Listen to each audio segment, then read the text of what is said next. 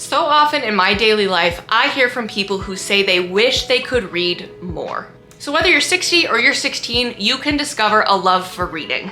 Now, truth be told, I didn't really find my identity as an adult reader till just a year or two ago, and since then I'm reading now an average of 40+ books a year, which for me, I'm very proud of. And I became a better reader by following just a few of these tips that I think would benefit you if you want to start reading more. So my first tip might seem obvious, but try to choose books that you are genuinely excited to read. So often I feel like we try to find books to read that would impress others or that make us sound good, but just read what you enjoy. I think I didn't discover who I was as a reader until I started reading horror books. I figured if I liked horror movies, maybe I would like horror books. It worked out for me. I found a whole new genre that I love and a new way to be scared. Don't feel pressured to read what's popular or what is critically acclaimed. Feel free to explore and read something that you think that you would genuinely be excited in. You don't need to read the classics if you don't want to. You don't need to read the sci-fi fantasy romances that are taking over the internet right now. Read what you think that you would enjoy. Don't be afraid to check out reviews on Goodreads, book reviews on YouTube, or just hear what your friends have to say to help you discover your next great read. So the next tip has probably been the most helpful for me in my reading journey, and that is to make reading a routine. So for me, that means that before bed, I'm trying to read for about 30 minutes uninterrupted before I go to sleep for the night. I find that right before bed is really helpful for me because nothing else is ever scheduled right before bed. It's not like I'd have an appointment or I'm hanging out with friends or anything, especially on a weeknight. I also feel like it helps calm me down and get me a little bit ready for bed. Reading is a really good activity, I feel like, to kind of wind you down before bed, or at the very least, it's a lot better than what I would rather probably be doing, and that's scrolling on my phone. So by baking this into the routine, generally I'm reading then for at least 2 hours every week if I'm only reading at bedtime, but usually on the weekends I find some time to squeeze it in just for enjoyment. My next piece of advice is to try to mix up your reading materials from time to time. Don't be afraid to read outside the genres that you're comfortable in. I think a great example of this is that my cousin hated reading for so many years of her life because no one ever thought to recommend her a nonfiction book. And now that's all she reads. That's her go-to genre. But if she didn't take a risk and explore it, she never would have learned that. Me, I recently read Hereafter and I discovered that I think I like memoirs, and so now I'm excited to start reading more memoirs. It's opened up a whole new genre for me that is hopefully gonna help me read even more this year. Now, while you want to bake reading into your daily or your weekly schedule, make sure that you're setting realistic goals. 15 to 20 minutes is a lot longer than you think it is. So if you can't realistically dedicate 15, 20, or 30 minutes to reading, make it shorter than that. Dedicate time to read a chapter, dedicate time to read a few pages. But don't be afraid to adjust your goals if you need. If you're finding that 30 minutes just isn't manageable for you to bake in daily, split it up.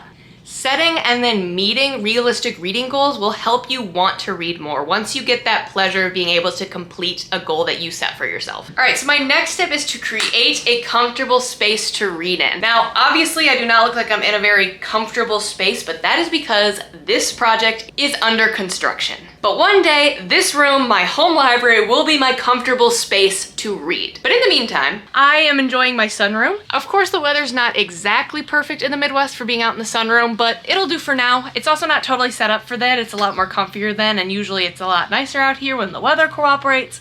But I do like to be out here and get some outside time in while I also get to do one of my favorite things. Now my next tip is another one that you probably hear a lot, but it is to try to limit your screen time. I think screen time is the easiest thing to give up and replace with reading. So when you're feeling the urge to pull out your phone and just scroll on TikTok or watch a YouTube video or scroll through social media, try pulling out your book instead. Now, this one can be challenging if you're not reading something that you want to read, so make sure to refer to my other tips, find something you're excited to read, and you will want to pull out your book. It'll move up on your list of things to do. When I'm reading a really good book, it is a no-brainer for me to want to pull that out instead of scrolling on TikTok or watching something on TV or playing Stardew Valley. Now my newest one is actually one that I just started this year, and it would be to join a book club or a reading group. Now there are many different ways to do this. It doesn't have to be the traditional you meet in person, you choose a book, and you go ahead and read it. There are plenty of forums and communities dedicated to specific genres of books that you can join to discuss what you're reading with other people.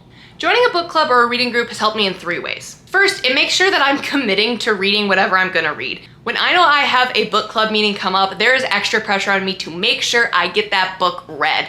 And that really helps me end up reading more. It holds me very accountable for what I am reading and how much I am reading. Second, I think it's really helped me explore new genres. Our last book club reading was a book by Frederick Bachman, and I am not a big fan of character-driven narratives. I want to know who killed them. I want to know what happened on that fateful night. And it's really hard for me to read books where there's just not that driving plot line. But in a book club, I have to read it, and I have to put myself outside of my comfort zone in a way that holds me accountable to actually doing it. Plus, it's usually a recommendation from someone else who really enjoyed it. And third, it's just really great to form a community of readers. I didn't realize how almost necessary it is to talk to people about reading. It makes your own experience better. It makes it a lot less lonely. You get to hear other people's thoughts and interpretations about the same books that you're reading or discover new stuff. There are plenty of online communities that you are able to join in a virtual book club or reading community and still get that experience without having to go and meet someone every week. So my next tip is to embrace audiobooks. Now, I'm not the biggest audiobook girly, but I do like to utilize them from time to time. I think audiobooks are a great way to switch it up a little bit. I am not the type of person who can sit and kind of stare off into space and listen to an audiobook. I really need to be doing something, so what I actually like to do is to be able to listen to an audiobook while I work out. So as you can see, I'm dressed and ready for the gym.